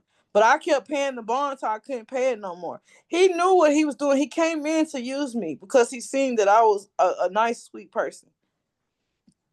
So So he leaves and you don't hear nothing from him. no, he came every day because okay, so he left to go be with this lady. I'm not gonna call her ugly, but he left to be with this lady. And she was a booster. She would steal him clothes and everything, and she would get clothes for me and the kids. It was a game. He taught me the game. He like, I'll be back, I'm coming back, I'm coming back.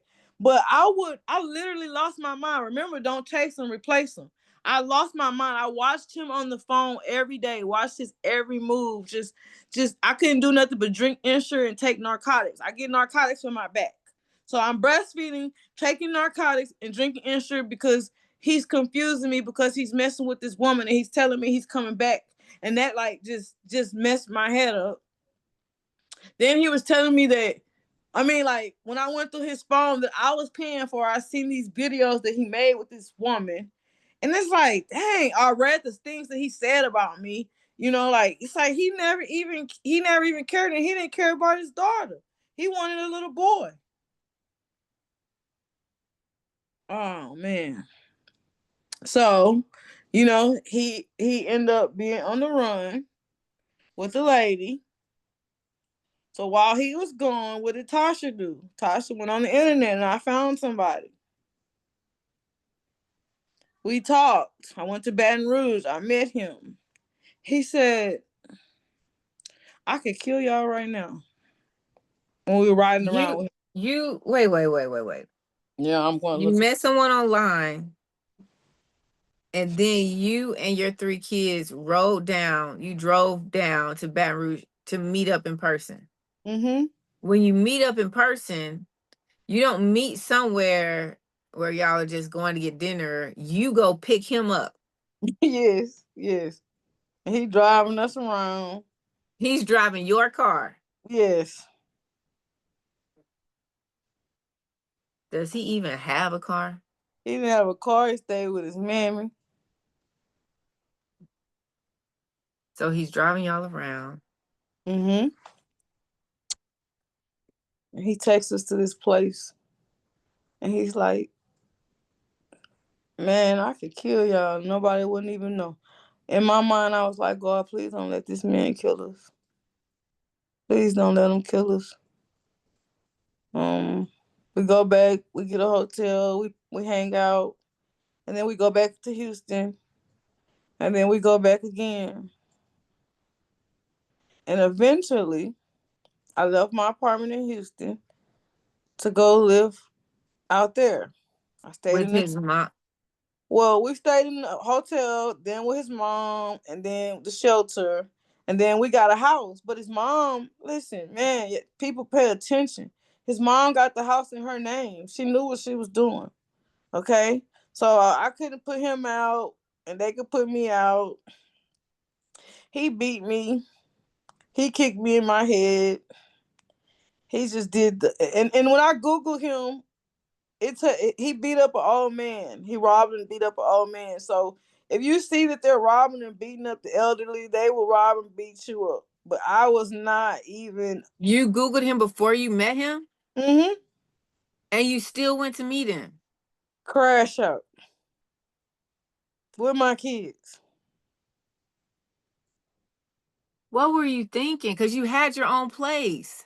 I was thinking like I was like getting back in my baby daddy, like, oh, you did this, I'm gonna get you back. I got a boyfriend and he better. All the way in Louisiana. Yep. How long was that drive? It was a 4-hour drive. So you packed up 3 kids and drove 4 hours to Mm-hmm. meet a dude to let him drive y'all around.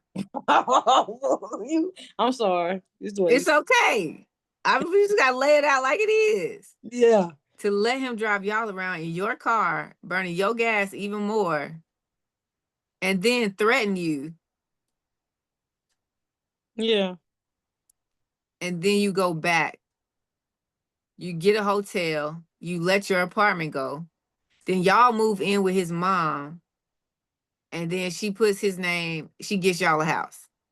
Mm-hmm. Like, what are you doing for money during this time? I get checks. I get disability checks. So you getting disability checks and you still getting child support, or that No, stopped? he stopped it. That doesn't surprise me. So Yeah. you're getting disability checks, you move in with this dude's mom within months of knowing him, Yes. and then eventually she gets y'all a house. Mm-hmm. But she puts the house in her son's name, Right. but you paying for everything. Yeah. Until he takes the checks, he beats me up. He takes the checks and he spends the money. So the lights get cut off, the water gets cut off because every month this is a cycle. Do you hear me? Every month we're fighting over the check. I'm scared because I know, like, okay, the check is gonna come. It's about to be a fight. What is he doing with the money? He's buying Mojo, which is K2, and might be a little bit of heroin and ice, meth. You ain't think to call the police and be like, hey, this dude got drugs on him, come lock him up so I can get. But No, I didn't. I mean, cause even though he was abusing me, even though he was on drugs, you gotta understand. I had my 3 kids with me, and we was having a good time. So I can get into him. He can whip my ass. I'm gonna go walk around the city with my kids. I'm gonna look at the trees and everything, and like, cause it's no love in Houston. I'm in Houston right now. Ain't no love, but I had to love myself. So. that's the biggest thing, Mm-hmm. is really truly loving ourselves. Right. So she gets the house. How long are you stay in Louisiana? I don't even know because we just went. We would go back and forth every month. You know, I'll have to call somebody and tell them to buy me a ticket, and I'll leave. One night, my uncle bought me a ticket, and he made us miss the bus. He lured my son in, and the final draw was this. We went to the church. They give out little free bags at the soup kitchen, and he was like, "That's my bag." And it was really my son's. It was over some chips. So when we got back to the house, he was in a rage, and he had me and my 3 children in the corner with a hammer. And he was like, "Give me one reason not to kill y'all." You know, I keep it like I'm not. I don't know. I'm just not scared. I'm like, if you gonna kill us, you gonna kill us. But then I use my sense, and I'm like, "Hey, I got some change in there. If you want to go get you something to smoke." And he snapped out of that little thing. Cause his mind's on drugs. He got the money. He left. I said, "Kids, what do y'all want to do?" I should even be asking that. Like, let's go. We pack up the stuff. We go hide in the woods. What? We hide in the woods to wait for the Uber to pick us up. The Uber picks us up, takes us to the hotel. I book our bus to go back to Houston. But meanwhile, I'm talking to him the whole time because I have to make sure that he's not on my trail. He doesn't know that I'm getting ready to leave. And we got on the bus and we left. At this point, your daughter is what, 10? Olivia, how many? Well, what? Is she 16 right now? Kendra's 8. So it's 8. Yeah, about 10. Y'all get on the bus and y'all go back to Houston. To what?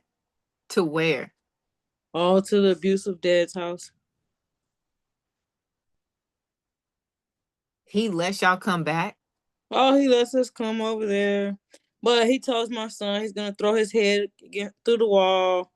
And we get the police called. Then CPS is involved. They say he's a child abuser finally. And then they send us to my mom's house.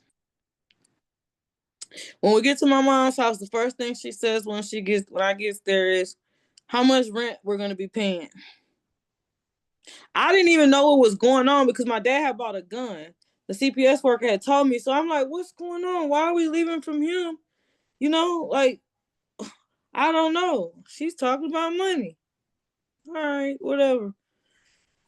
Let's give her what she asked for. So now you're giving your mom money from your disability check. Mm-hmm. So that you and your three kids can live with her. Right. So you're back in Houston again. Mm-hmm. Living with your mom. Your kids are in school or supposed to be. No, they're at homeschool. I've been homeschooling my children for quite some time. You see, I move around too much, so. But the reason why I put them in homeschool is because I knew like one day it was going to be time for me to go, with this product, and I wanted to be already prepared. And with my back, I can't get up in the morning sometimes, so it's just like, what we do. So how long are you with your mom? I was with her for a few months. Oh, this is bad. I'm going to tell it because they tell on me. I'm going to tell on myself. So with my mom and she's taking money from me, she made me give up my car and my job. So I finally bought a car, a 1998 Ford Explorer. And she's like, you need a job. Wait a minute. I had a job and a nicer car. And you made me quit. So I'm Why did she make you quit? She's weird. It's just me driving a nice car, working. No, when I got a regular car, now you need to go work. Which I mainly do DoorDash or stuff that I can do with my children, so I can take them. Because if you did not protect me as a child, I don't think you would protect my children. So I asked her. I realized that my mom was taking advantage of me. I was like, I'm over here cooking, cleaning. I'm a maid. I'm a chef. Even though we stay there and I'm paying you and I'm taking care of everybody else that lives in this house, no, you've been cheating me on my money. I want my money. And she's like, I'll give you your money. And then she turned around and said, she's not going to give it to me. So what I did was, my uncle, the pimp, he was like, that money is for you. So I went and took the money that she took from me. I went and took it back. So when I took it back from her, I left and went back to Baton Rouge just one last time. And then I came back. You went back after he pulled a gun on you. After he had the hammer, had me with the hammer. And had a hammer with you and the kids in the corner. Yeah. Yeah. How long did y'all stay in Baton Rouge? For like 2 days. We came back. And it's just, I hope somebody learns from this. Do not repeat the same things that I've done. But like, I come back and just get a new boyfriend and just to take my mind off of him and just deal with him. And the baby daddy was coming home from prison, so I'm back at my mom's house. I got my little car.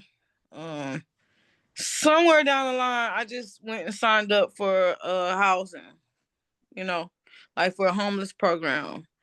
And once, because when my baby daddy came home, he finally came home, I was messing with him, homeless, going from place to place.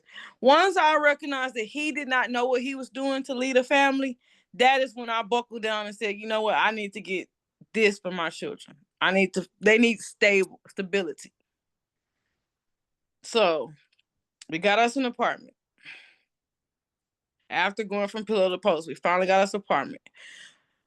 And I let this man move in with me. Their father. Yeah, the baby daddy. He's got the ex-husband and we got the baby daddy. So the baby daddy moves in. Oh, of your son's dad. Well, my daughter, I have have a daughter and a son by my ex-husband, and I have a daughter and a son by my baby daddy. Okay. So you have 4 kids. 4 kids. So you move back in. You let the father of your last 2 kids move back in with you. right, yeah, because I got pregnant when he came home, and we were living from pillar to post. I got me an apartment the month before I gave birth. I let him stay with me. We always would fight over my car, money, and my pain pills. And like he still just did his thing, He's like I said, let them feel like they winning. He did his thing until I moved, and I let him come when I moved to my next place. But I had checked out. I had checked out mentally. I wouldn't mess with him. He was just around, you know, sharing the car, hanging out with the kids. And oh my gosh, all of a sudden, see, in the process of it, I took this hair oil and I sent it to this lady. It's Miss Sharonda, NBA YoungBoy's mom. And I checked out with the baby daddy, staying in the apartment. I started seeking God. I went on YouTube. I seen Young Boy's hair, and I knew what my product had done. So I reached out. I went back to watch the videos, and I reached out to him, and I was like, "Oh, you trying to talk to me?" And then we started chatting, just texting. Never video call, never talk, just text. But all the music, the songs that he was producing, like it would correspond to what I was saying. So, I'm nice. I'm buying game cards. I'm doing this. I'm doing that. My baby daddy, remember my baby daddy did me so bad and he embarrassed me. It felt good that somebody was embarrassing him through the songs to the whole entire world. Yet, nobody knew that they were only coming in trying to take advantage of me and use me. And this is a movie. And I'm not just saying this, I'm just telling you, like, and so that's what I really want to talk to you about, because I was like, the emotional abuse that I went through. He had me like moving money for him, and I lost my bank, and I wanted to commit suicide. I sit on the floor crying. And my daughter sat right there, my youngest daughter. She sat right there to hold me through. And they were laughing at me the whole time. I didn't know. Still went back to it, still making money, still doing this, still all these different songs. I'm going telling everybody I'm talking to YB. I got his bank account on my phone. I'm doing all these things.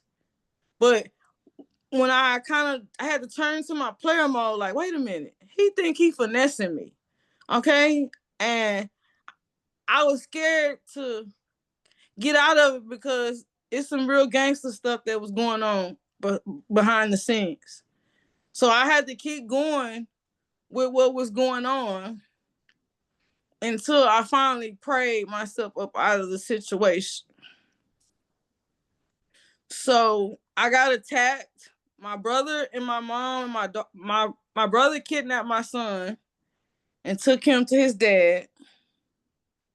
Yeah. Why? Because I told everybody, hey, young boy, they hear the songs, so it's just evil. They're just evil. They all just teamed up against me. And because they were jealous, they were like, "Oh, you're never gonna meet him because he sent me like a check for 15,000, But he was trying to destroy me. I'm not gonna lie, he was trying to destroy me. It's okay, so I made it through. Okay.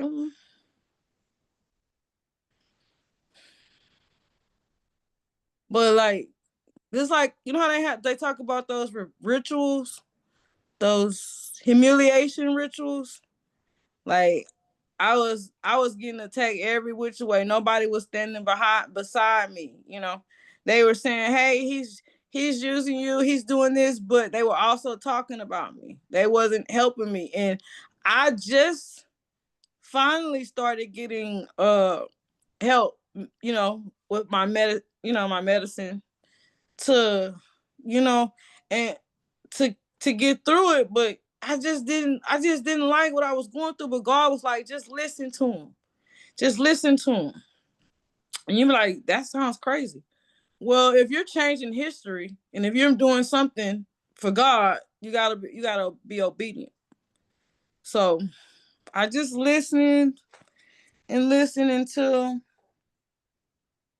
I couldn't do it no more. Like I said, my baby daddy just was. Oh, I told you about them taking the kid. So we had fights, like the family, me and my daughter. I had CPS cases. We were, all this stuff. They had CPS coming to me, harassing me. And all of this is because of the music that he was promoting. And I wasn't capitalizing off of any of it. I didn't make any money. I watched him go from 4 million to 38 million, in my face, but they were laughing at me. But it's funny at the end because it's like you didn't know who you were messing with. I'm God's chosen one. Okay. And hopefully people will learn, it doesn't matter what, like level you're on or where you're at, they still will try to come in and manipulate you and take you down and have you take yourself out. For what reason? I don't know. Because they feel like you're weak. So now are we caught up to where you are now?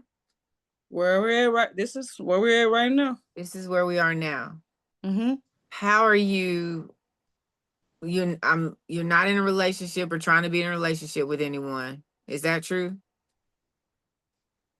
I got a friend. You got a friend now. Mm-hmm. Is he abusive?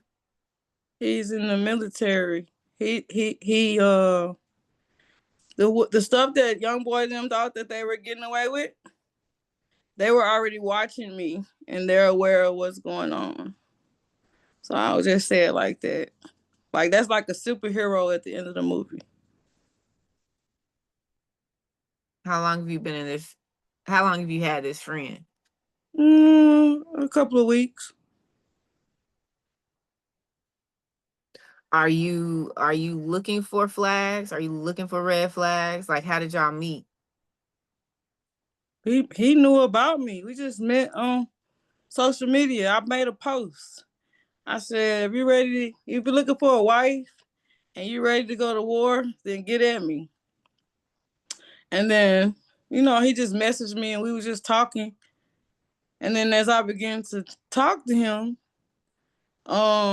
he redirected me to some messages that let me put the pieces together of everything that's going on. Okay. But I'm still at home by myself. There's no man coming in and out of my house. He gives me assignments to do, like as far as what did I learn from what happened. You understand what I'm saying? Like everything, the bank accounts, the money, what did I learn? What can I do moving forward? And what is your answer to those assignments? Oh, I wrote them down. I have them somewhere. I posted them. Like, just don't trust people, not to be so, you know, gullible. You know, I wrote it down somewhere, but I won't make the same mistakes because I was thinking that young Kentrell would be genuine, because he kept using words like dignity, like I have dignity in this, but the words didn't align with the actions, with everything that was going on. So don't mess with street dudes. That's a big red flag. So what advice would you give, in addition to what you just said, to anyone who has been through trauma, been through rape as a young girl, who's been molested, who has spoken out or hasn't spoken out? What advice would you give them now in regards to how to not let that or those instances derail their entire lives? So what I did was what advice I give is to listen and pay attention to what they say. Okay. I don't know if they have trauma, but seek mental health help. And once you get your mind right, go to God. Go to God. Don't be so quick to let people in. Heal. Heal. Because even, like I said, the last incident, that was 3 years of emotional abuse. But I still was not sleeping around. I still wasn't out. I was still working on myself. So even though, people think they're tearing you down, you're still building yourself up.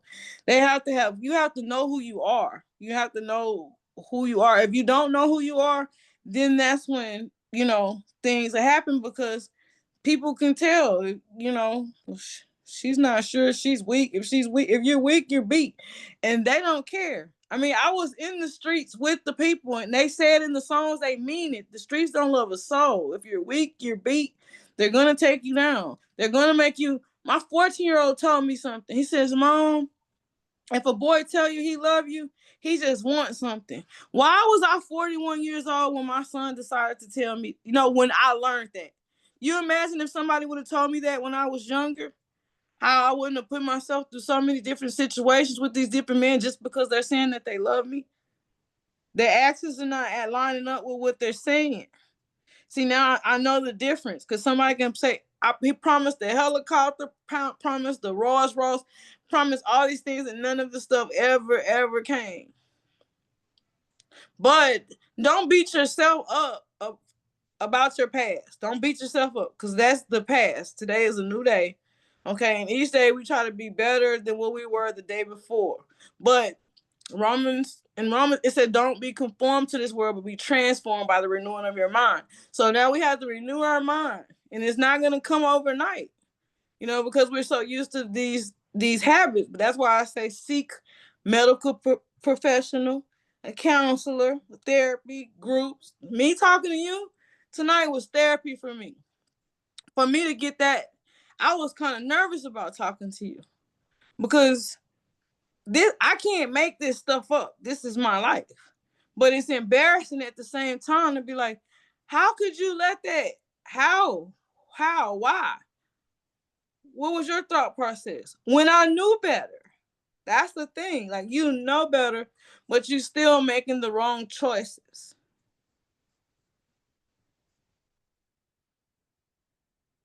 Trying to fill a void that nothing outside of yourself can fill.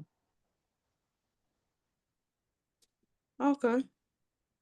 I'll complete myself. You have to complete it yourself. Like you said you got to seek God. And there's no way. What ends up happening is we seek love from an external source when we haven't taken the time to truly love ourselves first. And so because we're doing that, we're trying to be validated, we're trying to be approved when we haven't validated and approved ourselves first. And when we live like that, because I've been there, constantly wanting somebody to validate me, approve me, to pick me, to say I'm enough to do all these things. But until you get to a place where you're all of those things, regardless of what anybody else says, that's when we keep making the bad decisions. That's when we keep going wrong, because we're still trying to seek something outside of ourselves, when what we should be seeking is something that's inside of ourselves, what God has placed inside of us and what God already says about us. So it's just the self-love. Like, it's really the truly forgiving ourselves for the bad decisions we made, having grace with ourselves when we make the more bad decisions, and then trying to, like you said, Romans 12:1-2, trying not to conform to this world, but be transformed by daily renewing our minds, so that we can become the version of ourselves that God always wanted us to be. You know what I'm Right. saying? And have the things that God always wanted us to have the way that he wanted us to have them. Mm-hmm. So, Natasha, child, I survived. I'm alive. I was about to say, if can't nobody say nothing else about you, you are a survivor. Amen. Oh my gosh. I just want to say thank you, because I can't imagine not only living through what you've lived through, but then reliving it in the form of speaking about it, knowing that you've gone several times to tell somebody when it's happened immediately at different ages in your life, and people still just either laugh or they turn their head or they don't help. And so being able to be transparent, to be honest, to be open about your story, it's healing for you, but then it's going to help somebody who's having to carry this burden alone in private, because maybe they did try to reach out and nobody believed them, or maybe they truly believe that if I do reach out, nobody's going to believe me. So what's the point? Just the point is, love yourself and be confident in who you were created to be. And even if you seek help, keep seeking help, because you never stopped. For you to be, going to therapy and getting counseling and things like that, even though you sought help at different stages of your life from the wrong people, the key is to not to stop seeking help. The police didn't help you when they showed up. Your neighbors didn't help you. Your mom didn't help you. Your dad didn't help you. The school admin didn't help you. Like, your friends didn't help you. Nobody helped you, but you didn't stop seeking help. And I think that that's one of the biggest takeaways. It can be so frustrating to be enduring so much stuff in the dark and then being able to come up and share it with the hope of getting help. The judge didn't help you and you don't get the help. Don't give, if everybody else gives up on you in life, don't give up on yourself, because it just takes knocking on the right door for that help to come. And you're proof of that. Like, you don't stop seeking. Right. Mm-hmm. Girl, I told y'all. Put your pads, your helmets, your shoulder, you need a full Latasha. Sis, I just want to thank you.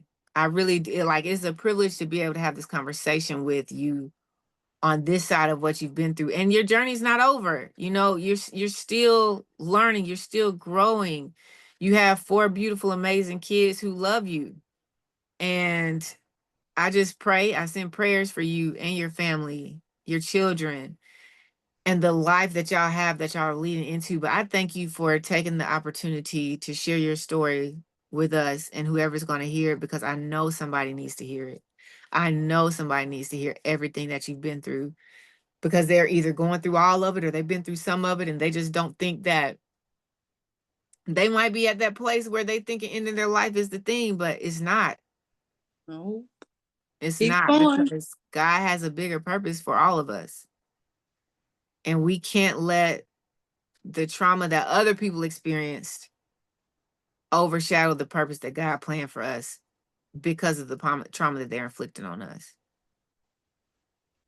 Girl, I thank you.